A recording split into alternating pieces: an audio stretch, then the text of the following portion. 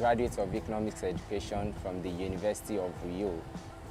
I own a social enterprise called Above Ground Level, where we use waste materials in making furniture and other essential use.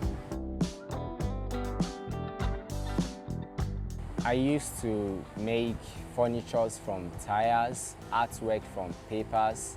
In general, we use waste in making things that are valuable. When Nigeria had its first COVID-19 case, I began to think, what can I do using my creativity to make sure that the spread of COVID-19 in Nigeria is being minimized? So I got the first drum and some other materials that I know that can be valuable. Then we converted them to wash hand basin. We posted it online and it became something people began to order for. That very day that I made it, the next day I posted on Twitter because I'm a very active person on Twitter. So I had low battery. After some hours, I just discovered that I've had so many retweets and likes. To make one, it takes 3 sunny days. And the materials we use, the first drum are empty drums. So we get them from manufacturers that have used the products in them. So we get empty drums, we get paint, we get green grass, we get the basin, we get pipes, and we attach them together, it becomes wash and basin.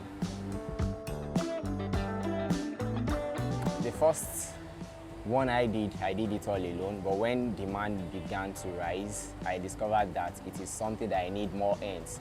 So I got a few friends of mine and some other artisans to make sure that we can meet up with demands. We are about 8 now, doing this together, 4 in Ibadan, 4 in Lagos. The assumption, I was the first person that started this in Nigeria and Africa, if I'm not wrong by. There's someone that had done it outside Africa. There's a picture of a guy that had done it. This thing has been in existence for so many years. Like, this is not, but I think I did mine at the right time. When I first started, I used the materials available to me. So I never knew that there can be a version where people would not need to touch the tap. Because I started with the one which is manual, where people need to operate using their hands. But when I posted it online, I got so many criticism saying that, oh, why not do the one that can be controlled without people touching the tap? Then I began to work with some persons and I realized that we can have the sensor tap, the one that can be controlled by infrared. Once the palm is closer to the infrared port, the water comes out.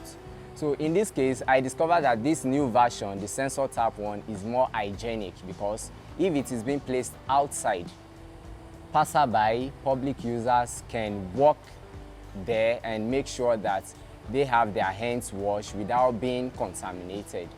I've sold to clients like ShopRite, KFC, Palm Small, Grandex in Lekki, Ibadan, Forte Oil, Baby Grubs, Steve, and so many more.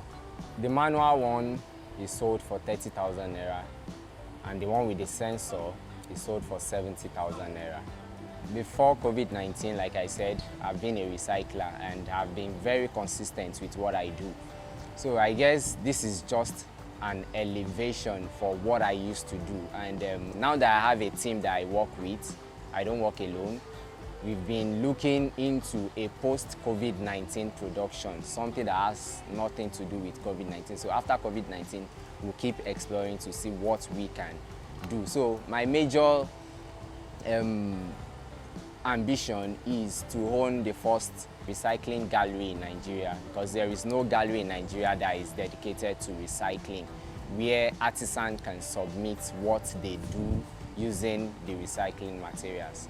In a period like this, personal hygiene should be of top priority for every citizen. So we should always try to have our nose covered. Social distancing should be practiced, and also we should always stay at home when necessary.